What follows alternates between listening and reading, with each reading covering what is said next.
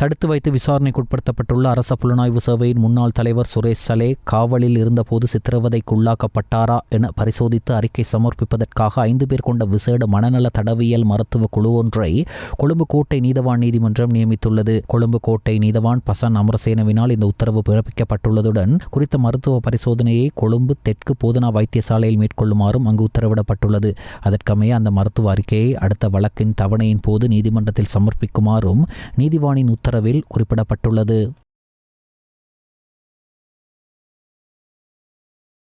பிரதான நகர அபிவிருத்தி திட்டத்தின் கீழ் நடைமுறைப்படுத்தப்படும் காலி நகர அபிவிருத்தி திட்டத்தை விரைவுபடுத்துவது தொடர்பான கலந்துரையாடல் ஜனாதிபதி அனுரகுமார திசாநாயக்க தலைமையில் நேற்று பிற்பகல் ஜனாதிபதி அலுவலகத்தில் நடைபெற்றது. உலக மரபுரிமை நகரமான காலி நகரத்தை கலாசார மற்றும் சுற்றுலா நகரமாக அபிவிருத்தி செய்வதற்காக நடைமுறைப்படுத்தப்படும் வேலை திட்டங்களின் முன்னேற்றம் குறித்து இதன்போது ஆராய்ந்த ஜனாதிபதி அதனை நடைமுறைப்படுத்துவதில் எழுந்துள்ள பிரச்சினைகள் மற்றும் அதற்கான தீர்வுகள் குறித்தும் கலந்துரையாடினார்.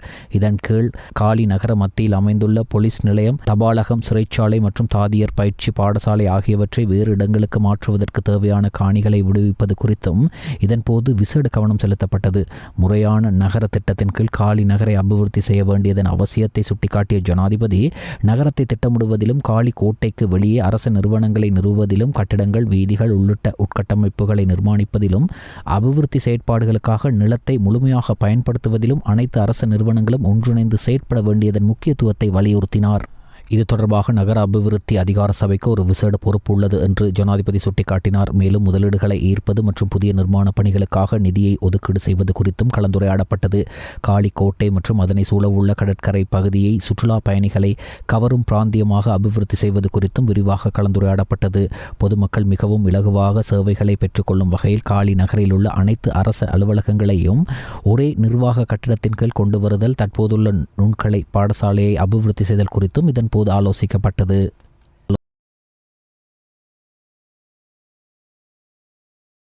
காளிமுகத்திடலில் கடலில் நேற்று மாலை நீராடச் சென்ற 6 சிறுவர்கள் நீரில் மூழ்கி அடித்துச் செல்லப்பட்ட நிலையில் அவர்களில் மீட்கப்பட்ட ஒருவர் வைத்தியசாலையில் அனுமதிக்கப்பட்ட பின்னர் உயிரிழந்துள்ளார். அங்கிருந்த பொதுமக்கள், போலீஸ் அதிகாரிகள் மற்றும் கடற்படையினர் இணைந்து அடித்துச் செல்லப்பட்ட 5 சிறுவர்களை மீட்டிருந்தனர். அவர்களில் 2 கொழும்பு தேசிய வைத்தியசாலையிலும் 3 லேடி ரிஜ்வே சிறுவர் வைத்தியசாலையிலும் அனுமதிக்கப்பட்டிருந்தனர். இந்நிலையில் கொழும்பு தேசிய வைத்தியசாலையில் அனுமதிக்கப்பட்ட மாளிகாவத்த பகுதியைச் சேர்ந்த 11 வயதுடைய பாடசாலை மாணவனே இவ்வாறு உயிரிழந்துள்ளதாக போலீசார் தெரிவித்துள்ளனர். நீரில் மூழ்கி காணாமல் போயுள்ள மாளிகாவத்த பகுதியைச் சேர்ந்த 10 வயதுடைய மற்றும் ஒரு மாணவனை தேடி போலீஸ், உயிர் காப்பு அதிகாரிகளும் கடற்படை சுழியோடி குழுவினரும் தேடுதல் நடவடிக்கைகளை மேற்கொண்டு வந்தனர். கோட்டை போலீஸ் நிலையத்தினர் இது தொடர்பாக மேலதிக விசாரணைகளை மேற்கொண்டு வருகின்றனர். மேன்முறையீட்டு நீதிமன்றம் மற்றும் உயர் நீதிமன்றம் உள்ளிட்ட நீதித்துறை கட்டமைப்பின் நீதிபதிகளது ஓய்வு பெறும் வயதை அதிகரிப்பதற்காக அதிகாரப்பூர்வமாக அமைச்சரவை அனுமதி பெறவில்லை என்று நீதி மற்றும் தேசிய ஒருமைப்பாட்டு அமைச்சர் சட்டத்தரணி அர்ச்சனா நாணயக்கார தெரிவித்துள்ளார். இன்று பாராளுமன்றத்தில் எதிர்க்கட்சித் தலைவர் சஜித் பிரேமதாசவினால் நிலையற் கட்டளை 27(2) எழுப்பப்பட்ட சில கேள்விகளுக்கு பதிலளிக்கும் போதே அமைச்சர் இதனை குறிப்பிட்டார். அங்கு தொடர்ந்து கருத்து தெரிவித்த அமைச்சர், நீதிபதிகளுக்கு மேலதிகமாக ஏனைய சில தொழில் வல்லுநர்களும் தங்களது ஓய்வு பெறும் வயதை அதிகரிக்குமாறு கோரிக்கை விடுத்துள்ளதாக கூறினார். அரசாங்கம் என்ற ரீதியில் அந்த கோரிக்கைகள் குறித்து சாதகமாக பரிசீலித்து வருவதாகவும், எனினும் அவற்றின் சில கோரிக்கைகள் நியாயமானவையாக இருந்த போதிலும் சில கோரிக்கைகள் அரசியல் பின்னணியை கொண்டவை என்றும் அமைச்சர் சுட்டிக்காட்டினார். எவ்வாறாயினும் இந்த விடயம் தொடர்பாக இதுவரை அதிகாரப்பூர்வமாக எந்த ஒரு முடிவும் எடுக்கப்படவில்லை என்று அமைச்சர் மேலும் தெரிவித்தார். கடந்த அதாவது 27(2) கீழ் நிலைய கட்டின் கீழ் கேட்கப்படுகின்ற கேள்விகளுக்கு பதிலாக விசேடமாக முதலாவது கேள்வியாக விசேடமாக இந்த வடமாராட்சி பருத்தித்துறை காணாமலாக்கப்பட்ட மீனவர்கள் பெயர்கள் என்ன என்பது அவர் கேட்டிருக்கின்றார். கௌரவ பாராளுமன்ற உறுப்பினர் அவர்களே, தாங்கள் கேள்வி கேட்பது உண்மையில் மீனவர்கள் மீதான அக்கறை என்றால் உண்மையிலே மனமுகழ்ந்து நான் பதிலளிக்க விரும்புகின்றேன். ஆனால் உங்களுடைய ஊடக விளம்பரத்திற்காக என்றால் மனவேதனையுடன் பதிலளிக்கின்றேன். ஏனென்றால் அதாவது இதில் காணாமல் போனவர்கள் 2 பேர் அல்ல, 4 பேர். அதில் முதலாவது நபர் எடுத்துக்கொண்டால் உங்களுக்கு ஞாபகமூட்ட விரும்புகின்றேன். 27/5/2026 அன்று பருத்தித்துறை பகுதியிலிருந்து கடற்துறை நடவடிக்கைகளுக்காக கடலுக்கு சென்று 2 மீன்பிடி படகுகளும் 4 மீனவர்களும் காணாமல் போனதாகவே தெரிவிக்கப்படுகின்றது. அதுதான் உண்மை. 27/5/2026 அன்று இரவு சுமார் 11 மணி அளவில் பருத்தித்துறை பகுதியில் உள்ள முனை இறங்குத்துறையிலிருந்து மீன்பிடிக்க புறப்பட்ட பின்னர் காணாமல் போன 2 மீனவர்கள் குறித்த தகவல்கள் பின்வருமாறு. படகின் இலக்கம் OFRPA 3892 ஜப்னா நோட். முதலாவது நபருடைய பெயர் கானா சோதிலிங்கம். அவருடைய அடையாள அட்டை இலக்கம் இணைக்கப்பட்டிருக்கின்றது. இரண்டாவது கஜிகுமார், அவருடைய வயது 37. முதலாவது உடைய வயது 54. அதே போன்று 27/5/2026 மாலை 6 மணி அளவில் பருத்தித்துறை பகுதியில் உள்ள கட்கோவளம் இறங்குத்துறையிலிருந்து மீன்பிடிக்க சென்ற பின்னர் காணாமல் போன 2 மீனவர்கள் குறித்த தகவல்கள் பின்வருமாறு. அவர்கள் படகின் இலக்கம் OFRPA 2286 ஜப்னா நோட். முதலாவது நபர் ராமகிருஷ்ணன், அவருடைய 52 வயது. இரண்டாவது ரவிராஜ், அவருக்கு 26 வயது. இலங்கை போக்குவரத்து சபையின் சில டிப்போக்கள் நஷ்டமடைவதற்கு அவை பிரதேச அளவில் அமைந்திருப்பதும் அந்த வீதிகளில் அதிகளவான பயணிகள் பயணிக்கும் பயண வாரங்களின் எண்ணிக்கை குறைவாக இருப்பதுமே காரணமாகும் என்று போக்குவரத்து மற்றும் நெடுஞ்சாலைகள் பிரதி அமைச்சர் பிரசன்ன குணவர்தன தெரிவித்துள்ளார். இதற்கு முறையான நடைமுறை ஒன்றை பின்பற்றுவதற்கு தற்போது நடவடிக்கை எடுக்கப்பட்டுள்ளதாக இன்று பாராளுமன்றத்தில் எழுப்பப்பட்ட கேள்வி ஒன்றுக்கு பதிலளிக்கும் போது அமைச்சர் குறிப்பிட்டார். மேலும் இலங்கை போக்குவரத்து சபையிடம் உள்ள பேருந்து இருப்பில் நிலவும் குறைபாடுகள் காரணமாக அவற்றை நிரந்தரமாக பழுதுபார்க்க வேண்டியுள்ளதால் அதற்காக அதிக செலவு ஏற்படுவதாகவும் இதனாலேயே இலங்கை போக்குவரத்து சபைக்கு பெரும் நஷ்டம் ஏற்படுவதாகவும் அமைச்சர் கூறினார். அதேபோல் 2026 ஆண்டு ஜனவரி 31 நிலவரப்படி இலங்கை போக்குவரத்து சபையில் காணப்பட்ட பணியாளர் வெற்றிடங்களுக்கு குறிப்பிட்ட எண்ணிக்கையிலான ஊழியர்களை பணியமர்த்த முடிந்துள்ளதாக அமைச்சர் தெரிவித்தார். அவர் மேலும் கூறுகையில் 2026 ஜனவரி 31 நிலவரப்படி 1034 சாரதிகள், 1022 நடத்துனர்கள், 429 தொழில்நுட்பவியலாளர்கள் மற்றும் 59 பணிமனை மேற்பார்வையாளர்கள் என வெற்றிடங்கள் காணப்பட்ட போதிலும் நேற்று அந்த வெற்றிடங்களில் ஒரு பகுதி நிரப்பப்பட்டுள்ளதாக குறிப்பிட்டார். இதற்கமே தற்போது நிலவும் பணியாளர்கள் வெற்றிடங்களாக 647 சாரதிகள், 770 நடத்துனர்கள், 429 தொழில்நுட்பவியலாளர்கள் மற்றும் 59 பணிமனை மேற்பார்வையாளர்கள் மட்டுமே காணப்படுவதாக பிரதி அமைச்சர் விளக்கம் அளித்துள்ளார். அந்த வெற்றிடங்களுக்கு பணியாளர்களை ஆட்சேர்ப்பு செய்வதற்கு தேவையான நடவடிக்கைகள் எடுக்கப்பட்டுள்ளதுடன் தற்போது நிலவும் சம்பள முரண்பாட்டு பிரச்சினைகளை தீர்ப்பதற்கும் உரிய பதவிகளுக்கு உள்வாங்குவதற்கும் நேர்முக தேர்வுகள் நடத்தி முடிக்கப்பட்டுள்ளதாக அமைச்சர் கூறினார். எதிர்காலத்தில் இதற்காக அமைச்சரவை பத்திரம் மூலம் அனுமதி பெற்று இப்பிரச்சினைக்கு தீர்வு காண நடவடிக்கை எடுக்கப்படும் என்று பிரதி அமைச்சர் மேலும் தெரிவித்தார். இந்த சந்தர்ப்பத்திலே குறிப்பாக முஸ்லிம் சமூகத்தை பிரதிநிதித்துவப்படுத்தி ஊடகங்களில் கையாளுகின்றவர்களுக்கும் ஒரு சில விடயங்களை சொல்லிக்கொள்ள விரும்புகின்றேன். மீண்டும் மீண்டும் இந்த நாட்டை இனவாதத்துக்குட்படுத்தி இந்த நாட்டிலே இனவாதிகளோடு பயணிக்கின்ற அந்த பயணத்தை நீங்கள் விரும்புகின்றீர்கள் என்ற அந்த விடயத்தை இந்த நாட்டிற்கு சொல்ல வேண்டும். குறிப்பாக உங்களுக்கு தெரியும், பெருநாள் போது குறிப்பாக வெசக் வாரம் வெளியிட்ட போது அதனை ஊடகங்களிலே பிரதிபலித்து இனங்களுக்கு இடையிலே முருகல் நிலையை உருவாக்குவதற்காக முயற்சித்தார்கள். ஆனால் இந்த அரசாங்கம் அதனை மிக கவனமாக நாங்கள் அதனை முறியடித்தோம். இன்று தலைப்பில்லாதவர்கள், எனவே தலைப்பில்லாதவர்கள் ஹஜ் பயணத்தை பற்றி அதன் மகத்துவத்தை பற்றி புரியாதவர்கள் ஹஜ் பயணத்தின் போது ஏற்படுகின்ற அந்த சவால்களை ஆன்மீக ரீதியாக ஏற்றுக்கொண்டு அதனூடாக தன்னை அந்த பயணத்தின் பின்னர் தன்னை சிறந்த முறையில் மாற்றிக்கொள்ள வேண்டியவர்கள் இன்று சிலர் அரசியலுக்காக அந்த இபாதத்தை கூட அரசியல் மயப்படுத்தி துச்சமான ஒரு நிலைக்கு மாற்றுகின்ற அரசியல்வாதிகளாக மாறியிருக்கின்றார்கள். பாராளுமன்றத்திலே மினாவில் ஏற்படுகின்ற அசௌகரியங்கள் பற்றி அது மார்க்கத்தோடு ஆன்மீகத்தோடு தொடர்பட்டது. அதனை கேள்விகளாக எழுப்பினார்கள். அவர்களிடம் சொல்ல விரும்புகின்றேன், ஷேக் சலா பா உஸ்மான் அவர்களுடைய $4000 மில்லியன் அவர் அது சம்பந்தமான விடயத்தையும் எம்மிடம் அது சம்பந்தமான தகவல்களும் இருக்கின்றது என்பதை இந்த சந்தர்ப்பத்திலே சொல்லிக்கொள்ள விரும்புகின்றேன். நாங்கள் இன்றைய சூழலில் நாட்டினுடைய நிலைமை நாங்கள் ஆராயும் போது எமது அரசாங்கத்தின் மிக முக்கியமான வாக்குறுதியாக இருந்த இந்த ஈஸ்டர் தாக்குதல் சம்பந்தமான சரியான முறையில் நாங்கள் விசாரணை செய்து குறிப்பிட்ட குற்றவாளிகளுக்கு நாங்கள் தண்டனை வழங்குவோம் என்று வாக்குறுதி அளித்தோம். இன்று அந்த செயற்பாடு மும்முரமாக ஈடுபடுகின்றது. இந்த செயற்பாடு ஒரு வரலாற்று முக்கியத்துவமான ஒரு நிலையாக உள்ளது. இந்த செயற்பாட்டில் அரசாங்கம் இன்று நேரடியாக நடுநிலைமையாக இருந்து செயற்படுகின்றது. நாங்கள் அழைக்கின்றோம் எமது நாட்டில் உள்ள சிவில் அமைப்புகளை, இந்த நாட்டில் நாங்கள் இவ்வாறான சமூக படுகொலை செய்தவர்களை நாங்கள் தண்டிக்கும் போதுதான் எதிர்காலத்தில் நாங்கள் அனைவரும் ஒரு நிம்மதியான நாட்டை நாங்கள் காண முடியும். எமது இந்த சிவில் அமைப்புகள் இன்று போராட்ட களத்தில் இருக்க வேண்டும். ஏன் சுரேஷ் சலே போன்ற மிக முக்கியமானவர்கள் இனிவரும் காலங்களில் கூட அவர்கள் கைது செய்யப்படலாம். அல்லது அந்த அச்சத்தை நாங்கள் புறக்கோட்டையில் கண்டோம். இந்த புறக்கோட்டை இன்றைக்கு இதை பாதுகாக்க முன் வந்தவர்கள் யார்? அவர்கள் முகத்தில் ஒரு மரண பயம் விளங்குகின்றது. இந்த சபையில் எதிர்க்கட்சியில் ஒரு குழுவினர் அவர்களை பாதுகாக்கிறார்கள். நேரடியாக ஒரு குழுவினர் பாதுகாக்கிறார்கள், மறைமுகமாக உதவி செய்கிறார்கள் இன்னொரு குழுவினர். இவர்கள் நேரடியாக பாதுகாப்பவர்களும் மறைமுகமாக உதவி செய்வர்களும் வரலாற்று ரீதியான தவறை செய்து கொண்டிருக்கிறார்கள். அன்றைய 2019ஆம் ஆண்டு சூழலில் எவ்வாறான ஒரு அச்ச நிலைமை இருந்தது? சமூக உணர்வோடு செயற்பட்ட பல நிறுவனங்கள் முடக்கப்பட்டன.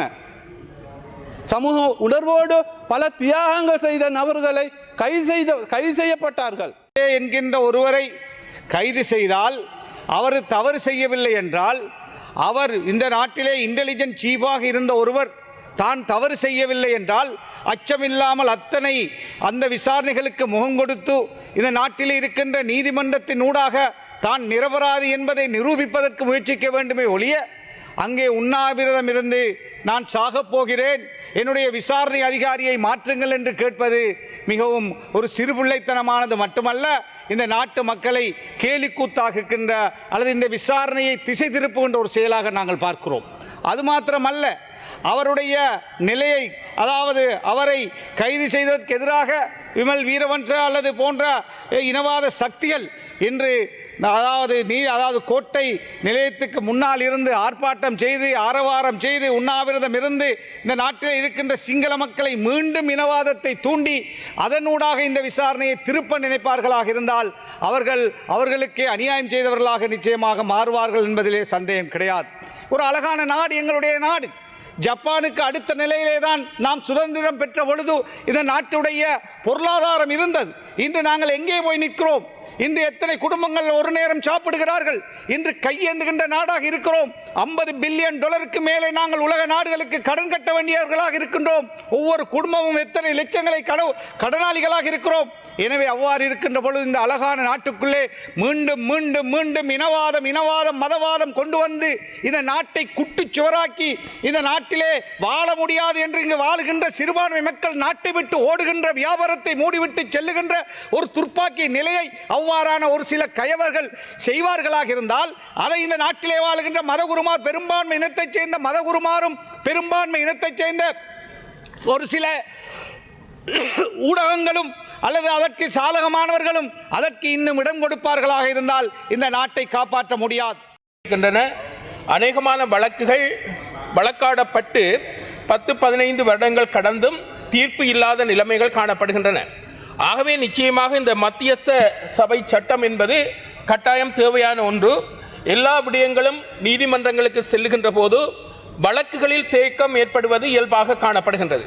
எனவேதான் இந்த மத்தியஸ்த சபைகளை நிறுவுதல், அந்த மத்தியஸ்த சபைகளை ஆரோக்கியமான முறையில் அதனை கொண்டு செல்லுதல் என்பதோடு மட்டுமல்லாமல், இந்த மத்தியஸ்த சபைகளுக்கு நியமிக்கப்படுகின்றவர்கள் உண்மையில் ஒரு மனிதநேயம் உள்ளவர்களாகவும் நடுநிலை தீர்ப்பாளர்களாக இருக்க வேண்டியதும் அவசியமாக இருக்கின்றது.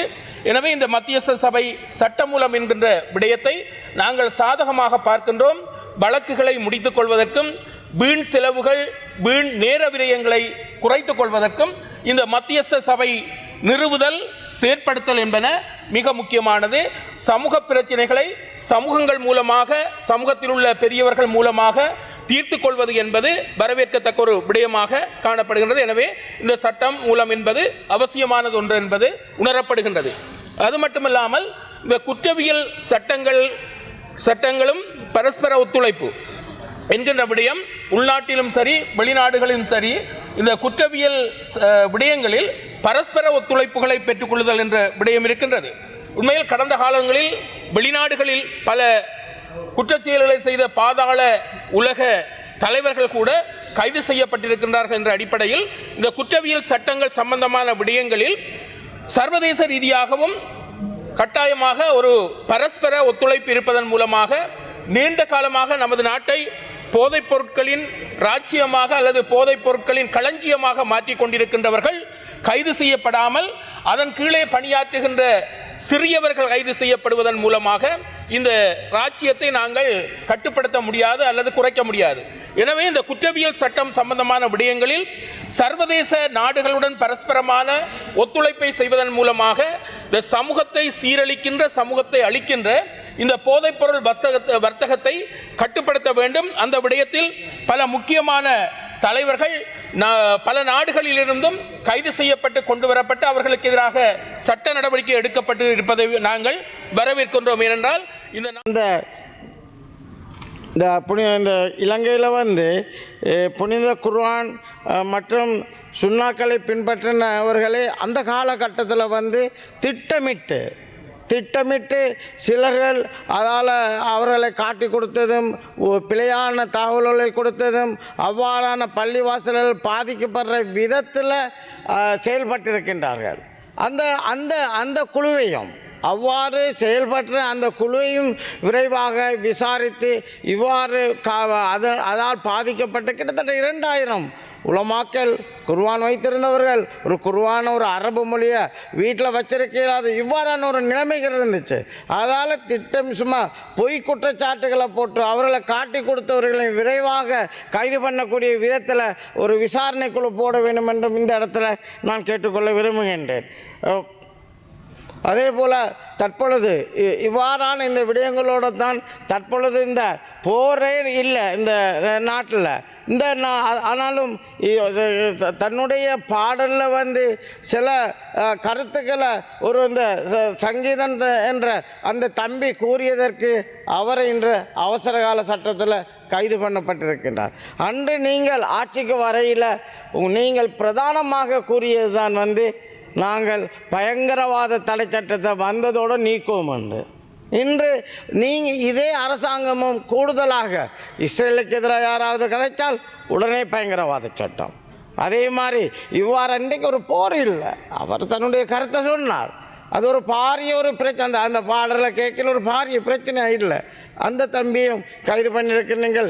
விரைவாக அவரை விடுதலை செய்வதோடு இந்த பயங்கரவாத தடை சட்டத்தை நீங்கள் அன்று கூறியதை விரைவாக நீக்க வேண்டும் என்றும் நான் இந்த இடத்துல கூறிக்கொள்ள விரும்புகின்றேன். கொழும்பு மற்றும் அதனை சுற்றியுள்ள பகுதியில் 11 பேர் கடத்தப்பட்டு வலுக்கட்டாயமாக காணாமலாக்கப்பட்ட சம்பவம் தொடர்பான வழக்கில் முன்னாள் கடற்படை தளபதி ரவீந்திர விஜயகுணரத்ன சந்தேக நபராக பெயரிடப்பட்டுள்ளார். 2008ஆம் ஆண்டில் கொழும்பு மற்றும் அதனை சுற்றியுள்ள பகுதிகளில் 11 இளைஞர்கள் கடத்தப்பட்ட சம்பவம் தொடர்பான வழக்கின் சந்தேக நபரான முன்னாள் லெப்டினன்ட் கமாண்டர் பிரசாத் சந்தன் எட்டியாராய்ச்சிக்கு வசதிகளை ஏற்படுத்தி கொடுத்தமை தொடர்பான வழக்கில் 3வது சந்தேக நபராக முன்னாள் கடற்படை தளபதி அட்மிரல் ரவீந்திர விஜயகுணரத்னவை பெயரிடுமாறு கோட்டை நீதவான் நீதிமன்றம் உத்தரவிட்டுள்ளது. குற்றப்புலனாய்வு திணைக்களத்தினால் சிஐடி நீதிமன்றத்தில் முன்வைக்கப்பட்ட சமர்ப்பணங்களை ஆராய்ந்த பின்னரே இந்த உத்தரவு பிறப்பிக்கப்பட்டுள்ளதுடன் அடுத்த வழக்கு தவணையான ஜூலை 22ஆம் தேதி நீதிமன்றத்தில் முன்னிலையாகுமாறு சந்தேக நபருக்கு அழைப்பாணை விடுக்கப்பட்டுள்ளது. உயிர்த்த ஞாயிறு பயங்கரவாத தாக்குதல் சம்பவம் தொடர்பான விசாரணைகளுக்கு அமைவாக எவ்வித நியாயமான காரணங்களுமின்றி தன்னை கைது செய்வதை தடுக்கும் உத்தரவொன்றை பிறப்பிக்குமாறு கோரி சிரேஷ்ட பிரதி போலீஸ் மா அதிபர் வருண ஜெயசுந்தர மேன்முறையீட்டு நீதிமன்றத்தில் ரீட் மனு ஒன்றை தாக்கல் செய்துள்ளார். இந்த மனுவின் பிரதிவாதிகளாக போலீஸ் மா அதிபர் மற்றும் சட்ட மா அதிபர் உள்ளிட்ட குழுவினர் பெயரிடப்பட்டுள்ளனர். தென்மாகாண முன்னாள் முதலமைச்சர் ஷான் விஜயலால் டி சில்வா எதிர்வரும் 12ஆம் தேதி வரை விளக்கமறியலில் வைக்கப்பட்டுள்ளார். நேற்று மதியம் லஞ்ச ஒழிப்பு ஆணைக்குழுவினால் கைது செய்யப்பட்ட முன்னாள் முதலமைச்சர் ஷான் விஜயலால் டி சில்வா பின்னர் புதுக்கடை பிரதான நீதிவான் நீதிமன்றத்தில் ஆஜர்படுத்தப்பட்டார். கடந்த 2019ஆம் ஆண்டு 16.5 மில்லியன் ரூபாய் தென்மாகாண சபை உறுப்பினர் நிதியின் கீழ் தென்மாகாணத்தில் உள்ள பொது தன்னார்வ சங்கங்களுக்கு நாட்காலிகளை வழங்கியமை தொடர்பில் சுமத்தப்பட்டுள்ள குற்றச்சாட்டு குறித்தே அவர் இவ்வாறு கைது செய்யப்பட்டுள்ளார். இதன்போது உரிய கொள்முதல் நடைமுறைகளை மீறி உற்பத்தி நிறுவனம் ஒன்றை தெரிவு செய்து அந்த நிறுவனத்திற்கு சாதகமாக செயற்பட்டமை மற்றும் தென்மாகாணத்தின் 3 மாவட்டங்களையும் சேர்ந்த 54 மாகாண சபை உறுப்பினர்களின் இல்ல அலுவலகங்களுக்கு கொள்வனவு செய்யப்பட்ட 16,361 நாட்காலிகளை போக்குவரத்து செய்து ஒப்படைக்க செய்ததன் மூலம் அரசாங்கத்திற்கு நஷ்டம் ஏற்படுத்தியதாக குற்றம் சுமத்தப்பட்டுள்ளது. டெங்கு நோய் பரவலை கட்டுப்படுத்துவதற்காக வரும் ஜூன் 15ஆம் தேதி முதல் டெங்கு ஒழிப்பு வாரத்தை பிரகடனப்படுத்துவதற்கு தேசிய டெங்கு ஒழிப்பு பிரிவு நடவடிக்கை எடுத்துள்ளது. தற்போது நாடு முழுவதும் டெங்கு நோய் பரவல் அதிகரித்து வருவதன் காரணமாகவே இந்த நடவடிக்கை எடுக்கப்பட்டுள்ளதாக தேசிய டெங்கு ஒழிப்பு பிரிவின் சமூக வைத்திய நிபுணர் பிரஷீலா சமரவீர தெரிவித்துள்ளார். டெங்கு நோய்கள் உற்பத்தியாகும் இடங்களை கட்டுப்படுத்துவதற்காக கடந்த 8, 9 மற்றும் 10 ஆகிய திகதிகளில் நாடு தழுவிய ரீதியில் விசேட நுளம்பு ஒழிப்பு திட்டம் ஒன்று முன்னெடுக்கப்பட்டது. டெங்கு நோய் பரவலை மேலும் கட்டுப்படுத்துவதற்காக உள்ளூராட்சி மன்ற மட்டத்தில் நுளம்பு ஒழிப்பு வாரம் ஒன்றை செயற்படுத்துவதற்கு திட்டமிடப்பட்டுள்ளதாக தேசிய டெங்கு ஒழிப்பு பிரிவின் சமூக வைத்திய நிபுணர் பிரஷீலா சமரவீர மேலும் குறிப்பிட்டுள்ளார். அலுத்கம டிப்போ வீதியில் அமைந்துள்ள ரயில் கடவையில் நேற்று மாலை இடம்பெற்ற விபத்தில் முச்சக்கரவண்டி சாரதி ஒருவர் சம்பவ இடத்திலேயே உயிரிழந்துள்ளார். மர்தானையிலிருந்து இக்கடவு நோக்கி பயணித்த அலுவலக அதிவேக ரயிலுடன் இந்த முச்சக்கரவண்டி மோதியதாலேயே இவ்விபத்து ஏற்பட்டுள்ளதாக போலீசார் தெரிவித்துள்ளனர். விபத்து இடம்பெற்ற சந்தர்ப்பத்தில் முச்சக்கரவண்டி தர்கா நகரிலிருந்து அலுத்கம நோக்கி பயணித்துள்ளதோடு ரயில் கடவையை கவனக்குறைவாக கடக்க முயன்ற போது இவ்விபத்து நேர்ந்துள்ளதாக முதற்கட்ட விசாரணைகளில் தெரியவந்துள்ளது. விபத்து நடந்தபோது முச்சக்கரவண்டியில் சாரதி மட்டுமே பயணித்துள்ளதோடு உயிரிழந்த நபர் யார் என்பது குறித்த விவரங்கள் இதுவரை அடையாளம் காணப்படவில்லை. இச்சம்பவம் தொடர்பில் அலுத்கம போலீசார் மேலதிக விசாரணைகளை மேற்கொண்டு வருகின்றனர். வயிற்றுக்குள் மறைத்து வைத்து ஐஸ் போதைப்பொருளை கடத்தி சென்ற சொகுசு பேருந்து சாரதி ஒருவர் அந்த போதைப்பொருள் பாக்கெட் வயிற்றினுள்ளே வெடித்து விஷமாகியதால் உயிரிழந்துள்ளார். இவ்வாறு உயிரிழந்தவர் தெற்கு அதிவேக வீதியின் தங்கால்ல மாக்கும்பர வீதியில் பயணிக்கும் சொகுசு பேருந்து ஒன்றில் பணியாற்றிய ஓக்கவேல பகுதியைச் சேர்ந்த 55 வயதுடைய சாரதி ஆவார். கடந்த 8ஆம் தேதி மாக்கும்பரவிலிருந்து தங்கலை நோக்கி சென்ற பேருந்து அதன் இலக்கை அடைந்த சில நிமிடங்களிலேயே இந்த சாரதி திடீரென கடுமையாக நோய்வாய்ப்பட்டுள்ளார். உடனடியாக செயற்பட்டு அவர் சிகிச்சைக்காக தங்கல்லை ஆரம்ப வைத்தியசாலையில் அனுமதிக்கப்பட்ட போதிலும் அங்கு அவர் உயிரிழந்துள்ளார். நேற்று முன்தினம் தங்கல்ல வைத்தியசாலையில் நடத்தப்பட்ட பிரேத பரிசோதனையில் உயிரிழந்த நபரின் வயிற்றுக்குள் இருந்து போதைப்பொருள் அடங்கிய 2 பாக்கெட்டுகள் மீட்கப்பட்டுள்ளதாக தெரிய வந்துள்ளது. வயிற்றிலிருந்து அந்த 2 போதைப்பொருள் பாக்கெட்டுகளில் ஒன்று உடைந்ததால் அந்த போதைப்பொருள் உடலில் உட்பகுதியில் இரத்தத்துடன் கலந்து ஏற்பட்ட விஷமே இந்த மரணத்திற்கு காரணம் என மருத்துவ பரிசோதனையில் உறுதி செய்யப்பட்டுள்ளது. அமெரிக்காவின் அண்மைய தாக்குதல்களுக்கு பதிலடியாக மத்திய கிழக்கில் உள்ள அமெரிக்க தளங்கள் மீது ஈரான் தாக்குதல் நடத்தியுள்ளது. ஈரானை கடுமையாக தாக்க உள்ளதாக டொனால்ட் ட்ரம்ப் கூறியதைத் தொடர்ந்து அமெரிக்கா தாக்குதல்களை நடத்தியது. போரை முடிவுக்கு கொண்டு வருவதற்கான ஒப்பந்தத்தை எட்டுவதற்கு ஈரான் அதிக காலம் எடுத்தமையினாலேயே இந்த தாக்குதல்கள் நடத்துவதாகவும் அவர் கூறியிருந்தார். இதற்கு பதிலடி கொடுக்கும் விதமாக பாரைன் மற்றும் குவைத்தில் உள்ள அமெரிக்க இராணுவ தளங்கள் மீது தாக்குதல்கள் நடத்தியுள்ளதாக ஈரான் கூறியுள்ளது. ஈரானின் பதிலடி தாக்குதல்களிலும் இதே 2 தளங்கள் தான் முன்னதாகவும் இலக்காக்கப்பட்டன. சமீபத்திய நாட்களில் இரு நாடுகளுக்கும் இடையே அடுத்தடுத்து தீவிரமடைந்து வரும் இந்த தாக்குதல்கள் கடந்த ஏப்ரல் மாதம் இரு நாடுகளுக்கும் இடையே எட்டப்பட்ட தற்காலிக போர் நிறுத்த ஒப்பந்தத்திற்கு பெரும் சவாலாக அமைந்துள்ளன. அமெரிக்காவின் இந்த சமீபத்திய தாக்குதலுக்கு பிறகு ஹார்மோஸ் நீரிணைக்கு அருகில் உள்ள ஈரானின் தெற்கு பகுதி நகரங்களில் வெடிச்சத்தங்கள் கேட்டதாக தெரிவிக்கப்படுகிறது.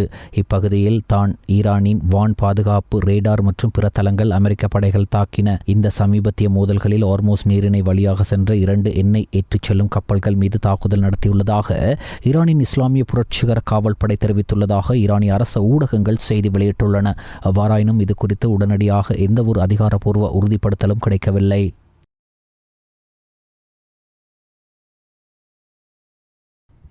தொடர்ச்சியாக நீண்ட காலம் பதவியில் இருந்த இந்திய பிரதமர் என்ற வரலாற்று சாதனையை இந்திய பிரதமர் நரேந்திர மோடி படைத்துள்ளார். நேற்று நிலவரப்படி அவர் பிரதமர் பதவியில் 4399 நாட்களை பூர்த்தி செய்துள்ளார். இந்த சிறப்பான தருணத்திற்காக ஜனாதிபதி அனுரகுமார திசாநாயக்க தனது வாழ்த்துக்களை தெரிவித்துள்ளார். ஜனாதிபதி அனுரகுமார இந்திய பிரதமர் நரேந்திர மோடிக்கு கடிதம் ஒன்றை அனுப்பி இவ்வாறு தனது வாழ்த்துக்களை தெரிவித்துள்ளார்.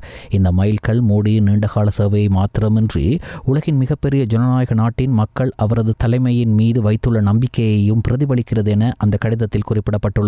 இது தவிர உலகெங்கிலும் உள்ள தலைவர்களும் பிரதமர் நரேந்திர மோடிக்கு வாழ்த்துக்களை தெரிவித்து அவரது தொலைநோக்கு பார்வையை பாராட்டியுள்ளனர். இந்தியாவின் முதல் பிரதமரான ஜவஹர்லால் நேரு 1947 முதல் 1967 வரை பதவியில் இருந்ததுடன் இந்திரா காந்தி 2 முறை பதவிக்காலங்களில் கிட்டத்தட்ட 16 ஆண்டுகள் பிரதமர் பதவியை வகித்தார். 2014 மே 26 அன்று முதன்முறையாக பிரதமராக பதவியேற்ற மோடி 2019 பெரும்பான்மை ஆதரவுடன் மீண்டும் தேர்ந்தெடுக்கப்பட்டதுடன் 2024 3வது முறையாகவும் அந்த பதவிக்கு தெரிவானார். கடந்த 12 ஆண்டுகளில் வறுமை வறுமையை குறைத்தல், நலத்திட்டங்களை விரிவுபடுத்தல், டிஜிட்டல் கட்டண முறைகளின் வளர்ச்சி, சாலை, ரயில் மற்றும் விமான நிலைய உட்கட்டமைப்புகளை மேம்படுத்துதல், பாதுகாப்பு மற்றும் வெளியுறவு கொள்கைகளை வலுப்படுத்துதல் உள்ளிட்ட பல துறைகளில் முன்னேற்றம் அடைந்துள்ளதாக பாரதிய ஜனதா கட்சி சுட்டிக்காட்டியுள்ளது. தனது 12 ஆண்டுகால பயணம் மக்களின் நம்பிக்கை, வளர்ச்சி மற்றும் மக்கள் நலனுக்காக அர்ப்பணிக்கப்பட்ட ஒரு பயணம் என மோடி குறிப்பிட்டுள்ளார். இளைஞர்கள், பெண்கள் மற்றும் விவசாயிகளை வலுப்படுத்துவதற்காக தனது அதிகபட்ச முயற்சியை மேற்கொண்டதாகவும் அவர் வலியுறுத்தியுள்ளார்.